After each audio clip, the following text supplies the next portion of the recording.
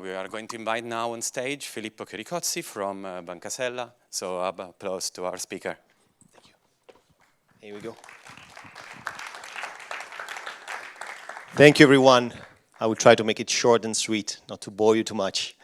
So first thing first, glad to be here. Glad to know you. I'm Filippo Chiricozzi. I'm working in the innovation area of Banca Sella. For the ones that knows us, and even for the ones that doesn't know us, it's the, I would say, oldest private Italian bank with more than 150 years in the making.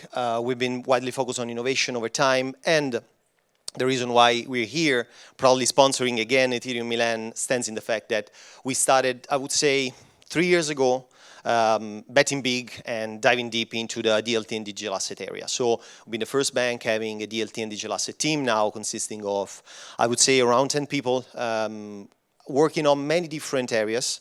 And the one that I'm proudly representing here, since me and my colleague Jacopo, that is somewhere over here, we're working on the topic. So talking about something that is, I would say, one of the things that we've been working in the last year and a half. And the reason why I'm talking about digital identity, it's simple, and it's this. If we are thinking of each one of us as a node, so we're talking about DLT, distributed ledger technologies, and generally speaking, distributed system, each one of us is a node. And since we are a node, we are interconnected. You may don't know anything about login, about credentials, about attributes, about how digital identity works, but the reality stands in the fact that once you log in into social media, once you open up an email, once you open up your MetaMask, you connect to a server, you connect it somewhere, and potentially you start sharing information. You start sharing information with a counterparty. And it happens sometimes. Sometimes, of course, a lot of good things happen because of the use of internet, and sometimes bad things happen. As something that is happening 5 days ago. So there was a major leak with 16 billion plus login credentials that were shared from Apple, Google, Facebook, Telegram, and more. This is a cybersecurity issue, so beside reminding to all of you to change your password 3 or 4 times per year, something like that, still there's a big issue that stands in the fact of how we log into stuff, how we share something that we will call credential. So my name, my surname, so Filippo Chiricozzi, born somewhere in Italy at some point in the 90s, early 90s, very early 90s, I would say late 80s. And so all the information, but even working at Banca Sella and all the information that I have for this. This is just like, I would say, the tip of the iceberg or something that has been happening lately, because a few years ago, so I mean, this is from 2025, so I would say 2 months ago, and late 2023, massive data breach for Earth, massive data breach for Boeing, so meaning that our information that actually represent our identity and represent something that can be used and leveraged from someone else, of course, the ones who behave not in the most proper way, I would say, behave as there, of course, us, and therefore, I would say, access to any potential opportunities. This is one thing that, of course, it's important, it's important to know this rather than what we've been sharing on the left side, on the right side, how big is a market that as of now is, so it's represented in, I would say, 2024, 2025, it accounts for more than 30 billion in terms as a market. The fact that it has a compound average growth rate that skyrocketed and it's 3 times by 2030 if compared to the 2021. So you can see that there's a huge amount of money that are going to be poured into the ecosystem, and even the, I would say, business models are evolving over time. Of course, if we're talking about data breach as individuals, we're talking about a B2C model. So each one of us is sharing information, log in, do whatever they prefer as consumer within a specific app. But the reality stands in the fact that the business model can be even government to citizen, so actually can be a publicly one, can be a B2B or B2E, so business to employee, business to business, or business to employee. And I will get back to the B2E model talking about what we're doing at Banca Sella. And even last but not least, business to things. So you may see that the topic of identification is actually widely, massively evolving. And sorry, by the way, for the typo on the left. Again, this is not something that is happening because we say so, because I wanted to bring a bullish chart of something that we're working on. These are actually coming from, things like screenshots that we've been taking over time with quite good raise. So from 1.3 million to 2 million, 8.5 million, up to 1.3 billion that has been invested from the European Union in the last couple of years. And even, from private firms, for example, ID.me, that has been raising more than 250 million. So you may see that something that when it comes to login, so logging into our bank account, bank credentials, whatever that comes and goes around the topic, it's actually something that is happening because, of course, of the data economy. How we share the information, how we leverage information, and how a company can use the information for further implementation. By saying so, it's worth talking a little bit of what's happening as of now. So some of you may have heard about something that is about to come in 2 years or something like that, that is called European Digital Identity Wallet. So it means that each one of us potentially will be able to access to a wider, I would say, series of information and even store those information into a wallet. I'm not talking to a wallet as MetaMask, Ruby Wallet, or whatever you prefer the most, but actually an application that we may have into our smartphone. It won't be mandatory, at least at the beginning. It will be optional. But what will happen is that exactly we will have our own wallet installed, of course, in our smartphone, and that wallet will contain different verifiable credentials. When I talk about verifiable credential, again, it may be my name, my surname, it can be my email, it can be the fact that I'm working for Banca Sella, but it can be even a lot of other things. So it can be I'm an owner of a house somewhere in Italy, or I've been traveling, every time that I travel to a new country, I will be issued a verifiable credential. Or maybe, as a bank, I may say, if I'm someone that is paying, so saying, okay, Filippo is paying his debt, so he's a good payer, or maybe he's a bad payer, okay? So it means that in the future, the wallet will not only be a representation of our anagraphical information, but can be actually an actual representation of everything that comes and goes around a single person. How does it work? This is like the representation. So everyone can be issuing a verifiable credential.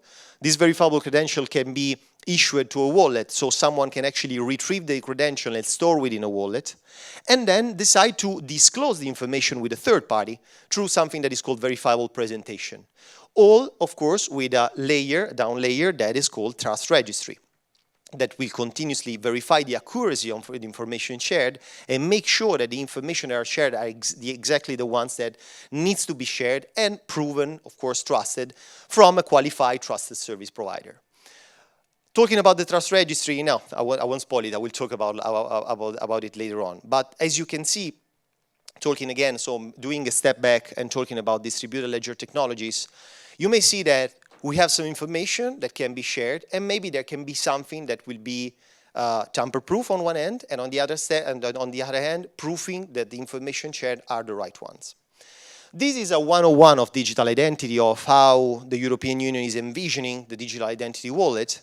But since, of course, we're talking about DLTs, there is even another experience. Sorry for that. I will focus over here. So the different terms that I'm using, verifiable credential, as again are credentials that are representing ourselves. It's based on selective disclosure, so I can decide what to share and what not to share with the external. Portability, since we will have our wallet within our smartphone and therefore will be every time at our whole disposal. And a verifiable presentation, so I can verify by interacting with a third party that I actually own the credential. But as I was mentioning, this approach is the one that is envisioned from the European Digital Identity Wallet, and generally speaking, the approach that we're having on the European Union. Instead, there are even projects, since we're talking about, of course, DLTs, that are envisioning a world where we can use zero-knowledge proof. So we can use the blockchain. And this is the example of the Mandala project. Mandala project means that it's envisioning that every financial institution can be a node with three main, I would say, characteristics. So the opportunity to pre-validate on a compliance base the information that are checked, do a proof generation, so do compliance check and perform compliance check on everyone by saying that, okay, this is something that is doable, the interaction between two parties is definitely doable, and make sure that they can interact without an intermediary, so the ones that we know about DLT, so do a peer-to-peer transaction. If you want to see it on a, I would say, broader scale, this is what happened, what envisioned the Mandala project. So 2 different banks, the originating bank, so the one from which is departing, for example, a transaction, can interact with the beneficiary bank, so the ones that are receiving a transaction without any intermediary, because of the business logic that is underlying on the Mandala project. This is one of the examples how different, since we are in the phase in which all this digital identity topic is in the making, is of course expanding over time. This is one of the examples of how we can imagine digital identity in the future based on blockchain.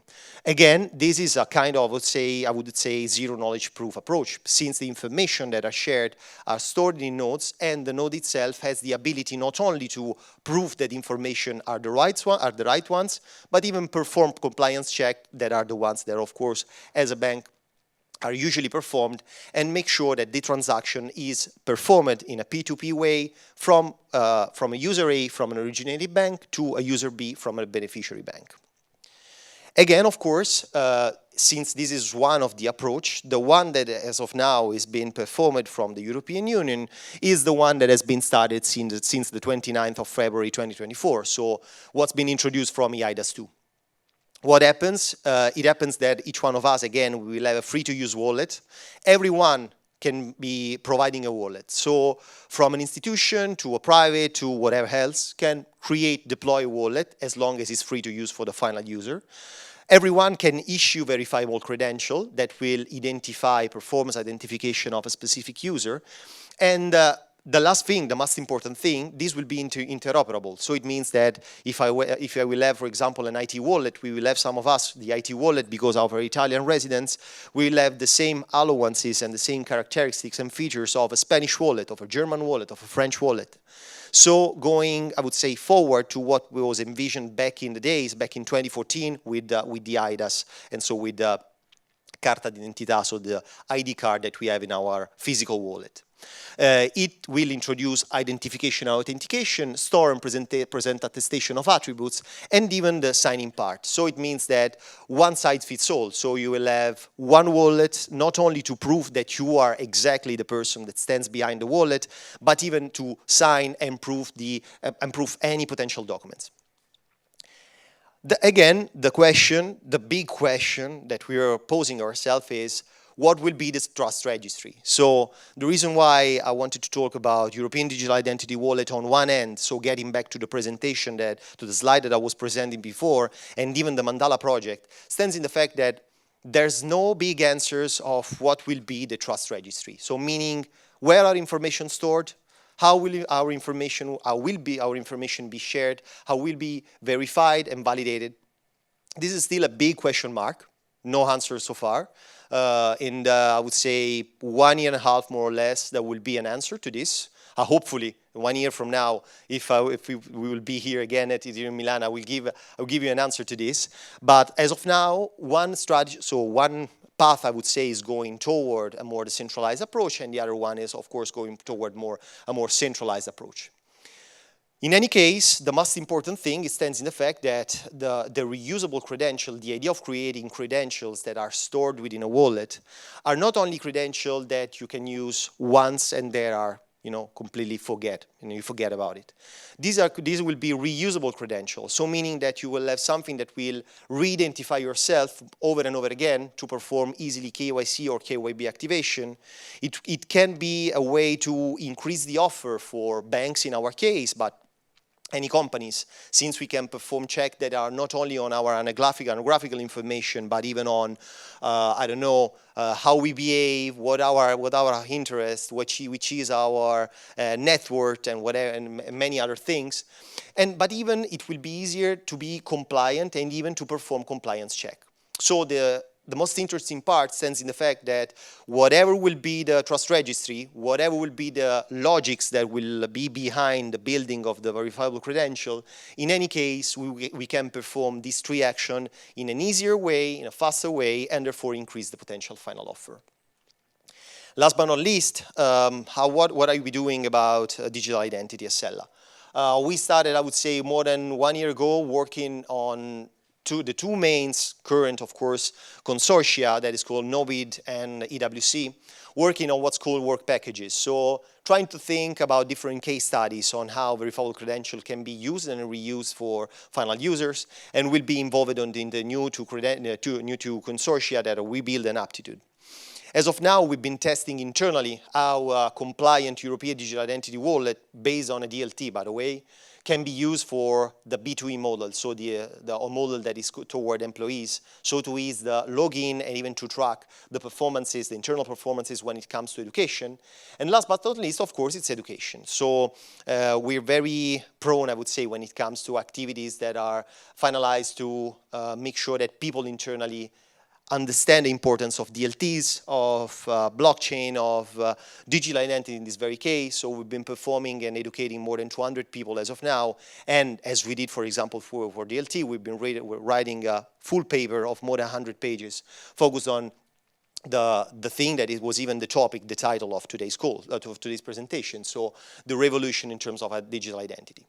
So this one wanted to be short and sweet, just to bring you the topic, make you aware of the topic of digital identity, since the fact that one way or another, all of us, whatever we like it or not, will be somehow interested of the new evolutions that are coming from digital identity. One question mark that is still open is, will this happen only in the European Union, or will this happen worldwide? The answer is that it's going to happen worldwide. As of now, the European Digital Identity Wallet is the approach that we are having in the European Union. In the US, they are going toward an approach that is called anonymous credential, so something that is way similar to the Mandala project I was talking about. But generally speaking, an approach in which we will have something that will, I would say, identify ourselves wherever we go. It's something that is happening. So whether you want to build something, or looking at this, so to think about how potential takes on how digital identity may affect you or not, it's something that is worth thinking about. Thank you guys, hope you enjoyed it, and see you soon.